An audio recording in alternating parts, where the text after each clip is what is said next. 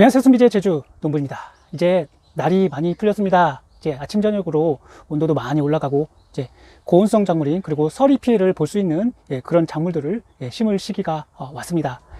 그래도 좀 중북부에는 아직은 좀 위험하니까 오늘같이 꿀팁을 알려드릴 거니까요. 호박, 뭐 고추 이런 가지 같은 거 이제 좀 서리 피해를 볼 수 있는 것들은 오늘 같은 꿀팁으로 그 서리를 예방을 해주시면은 좀 더 빠르게 심어서 빠르게 수확을 보실 수 있을 것 같습니다. 자, 오늘은 이 단호박을 심어 볼 건데요. 저쪽 한쪽 밭에는 제가 푸토박과 그리고 조만간 이제 맷돌호박도 애호박도 심을 것입니다. 여러 가지 호박을 심을 건데요. 자, 요거는 단호박입니다. 단호박 많이 아시죠? 단호박 같은 경우에는 다른 호박과 다르게 꼭 요 모종을 심으실 때 이 작업은 꼭 해주시고 심으셔야 됩니다. 왜냐면은 호박을 그냥 심었다고 끝이 아니고 꼭 이 순치기를 해주셔야 돼요. 순치기 한두 번은 처음에 모종 심기 전에, 그 다음에 모종 심은 다음에 그 순들이 많이 나오거든요. 그런 것도 마찬가지로 순을 쏟아주셔야지. 이 단호박 같은 경우에는 한 그루에서 최소한 10개 이상은 수확을 해야 되기 때문에 그냥 심게 되면은 한두 개 달릴 뿐이지 더 이상 달리지 않습니다. 순만 무성합니다. 그래서 오늘은 단호박 순 자르는 방법과 그리고 그 서리 피해 예방을 위한 꿀팁, 그리고 밑거름을 뿌리고 그리고 단호박을 심어 보도록 하겠습니다. 그리고 단호박이 어디서 열리는지 그것만 아시고, 그다음에 수확 시기를 딱 요것만 아시면, 꼭지만 보시면은 아주 쉽게 키우실 수 있는 게 바로 단호박입니다. 요거는 보호장이라고 하는 미니 단호박입니다. 그래서 한 번만 심어주시면은 한 그루가 굉장히 비싸잖아요. 그런 거 한 그루 심어서 한 최소한 10개 이상은 수확을 보실 수가 있을 것 같습니다. 한번 여기 이제 밑거름을 하는 것을 보여드리도록 하겠습니다. 한번 보시죠. 여기는 작년에 맷돌호박을 심었던 곳입니다. 자, 이제 여기에는 이제 완숙탭이야 복합비료 로 가능하시다면은 유박도 조금 뿌려주시는 게 좋습니다. 한 일주일이나 열흘 전에 뿌리시고 그 다음에 이 호박을 심어주시면 좋습니다. 저 같은 경우에는 완숙탭이기 때문에 바로 뿌리고 그 다음에 이 작물을 심어도 아무 문제가 없습니다. 자, 우선은 밭에다가 퇴비를 뿌리고 그 다음에 복비 뿌리고 그리고 이제 이 호박을 심어 보도록 하겠는데요. 이거는 단호박입니다. 뭐 이 보호장이 미니 단호박이든 그냥 단호박이든 똑같습니다. 어쨌든 초반에 이 순을 자르고 심어 주셔야 돼요. 그 이유에 대해서도 이야기 드리겠고요. 그 다음에 적당히 이제 활착이 됐을 때 그때 순을 한 차례 더 쏟아 주셔야 됩니다. 바로 순치기를 2번은 해 주셔야 되는데요. 그 다음에 이렇게 아직은 서리 피해가 있을 수가 있고 밤에는, 아침에는 춥습니다. 그래서 이런 페트병을 이용하시면 아주 유용하게 하실 수가 있어요. 여기는 구멍이 뚫려 있고요. 그리고 이거 페트병을 나중에 씌우고 나서 빼준 다음에 바로 옆에다가 또 묻어주시면은 여기다 추비도 아주 쉽게 주실 수가 있습니다. 이 단호박은 뭐 호박 몇 개 수확하고 말겠지만 다른 애호박이나 아니면은 맷돌호박 같은 경우는 꾸준하게 늦가을까지 수확을 보시잖아요. 그래서 중간에 양분이 부족할 수가 있기 때문에 이것을 이용하시면 여기 구멍이 뚫려 있기 때문에 물도 영양제도 주실 수가 있고 여기다가 복합비료를 넣어갖고 추가 비료를 쉽게 주실 수가 있습니다. 작물 중간중간에 심어 주시는 거죠. 우선 처음에는 서리 피해를 막기 위해서 이렇게 씌워 주시는 겁니다. 이러시면은 아주 쉽게 키우실 수가 있어요. 서리 걱정 하나도 없습니다. 그리고 빨리 자라요. 굉장히 요한이 하우스 효과로 따뜻하기 때문이죠.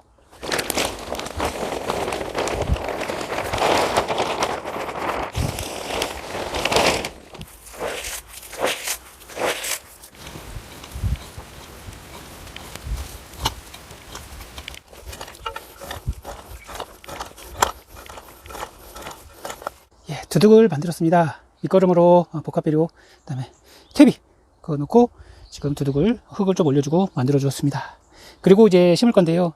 호박은 아무래도 많이 크는 작물이기 때문에 이 격가지를 몇 개를 키우실지 생각을 해보셔야 됩니다. 요게 이제 우리가 심을 단호박인데요. 그냥 호박도 마찬가지입니다. 호박 이제 모종을 구입하시면은 이게 아무래도 많이 크기 때문에 적어도 50cm 이상 간격을 띄워 주셔야 돼요. 요게 20cm 정도 간격이 되거든요. 그래서 저는 한 칸 심고 2칸 띄고 한 칸 심고 이렇게 해서 하도록 하겠습니다. 이제 격가지를 몇 개를 가져가냐 그것을 결정을 하셔야 되는데요. 보통 노지에서는 한 격가지 한 3개 정도만 가져가시면 됩니다. 이쪽 하나 이쪽 하나 이쪽 하나 이렇게 해서 서로 겹치지 않게 그렇게 키우시면 되는데요. 우선은 단호박 같은 경우에는 그냥 애호박이나 맷돌호박 같은 경우에는 뭐 초반에 순치기 안 해주고 먼저 심은 다음에 나중에 그 순을 보고 순이 너무 많아지면은 그 순을 제거하는 정리하는 순치기 작업을 해주시면 되는데, 이 단호박 같은 경우에는 여기 보시면은 지금 격가지가 많이 나오고 있죠. 요 단호박은 이 엄마 가지라고 하는데 이게 워낙 강하기 때문에 그냥 이렇게 심으시면은 이 가지가 쭉 뻗어서 제대로 아들 가지도 나오지 못해요. 이 엄마 순이 엄마 가지가 너무 강하기 때문에. 그래서 요것은 적심, 즉 여기 순 지르기 작업을 해주셔야 됩니다.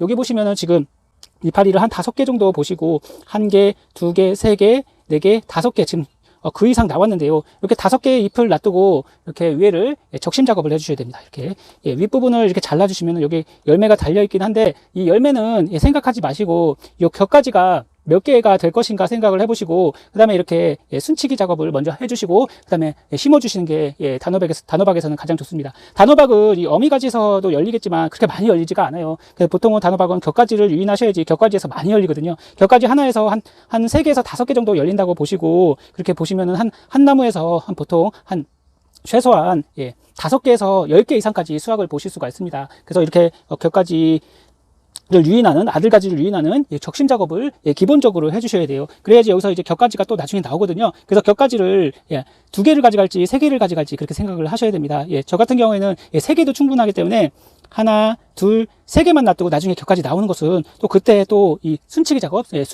정리 작업을 한 차례 더 해주셔야 돼요. 그러면은 이제 더 이상은 해주실 수 있는 게 없거든요. 그래서 초반에 순 자르는 작업, 어미순을 이제 잘라서 아들가지를 내는 작업, 요거 먼저, 제일 먼저 해주셔야 됩니다. 요것만 해주시면은 이제 아들가지가 쭉 이제 격가지가 나오게 되는데, 거기서 딱 적당한 크기에, 먹기 적당한 크기에 단호박들이 주렁주렁 달리게 됩니다. 하지만 이것을 그냥 요때도 키우시게 되면은 어미가지도 계속 나오고 또 격가지도 사방으로 나오기 때문에 양분이 이쪽 가고 저쪽 가고 해요. 그래서 열매도 달리겠지만 열매 한두 개 달고 말 수가 있습니다. 그래서 많은 수확을 보기 위해서는 초반에 이 적심 작업, 즉 순치기 작업을 먼저 해주시고 심어주시는 게 가장 좋습니다. 그러면 여기 있는 단호박들 적심 작업을 해보도록 하겠습니다. 이 모종 하나가 굉장히 비싸잖아요. 그래서 최소한 3개에서 5개 이상은 달아주셔야지 본전을 뽑으실 수가 있습니다. 한두 개 달아주시면은 이 모종값도 못 뽑아요. 그래서 이렇게 이파리 5개 정도 남기시고 여기를 이렇게 싹둑 잘라주세요. 모종을 심기 전후에 어미순을 잘라주시는 겁니다. 이렇게 지금 이렇게 열매가 달리지만 이 열매를 키울 생각을 하시지 마시고 우선은 뿌리를 내리고 그 다음에 곁순을 잘 내게끔 유도만 해주시고 조만간 이제 곁순만 한 2-3개 정도, 많게는 4개 정도 남기시고 그리고 키워 나가시면 될 것 같습니다. 그 다음에 단호박 심는 간격은요, 최소한 50cm, 40에서 50cm는 띄워 주셔야 되는데, 저 같은 경우에 너무 이게 많이 크더라고요. 그래서 오늘은 요 간격을, 요게 이제 20cm 간격이거든요. 한 60cm 이상 간격을 띄워서 이 정도로 심어 주도록 하겠습니다. 이것도 막 넓은 간격이 아니에요. 어쩔 경우에는 50에서 1m 정도 띄워 주셔도 충분합니다.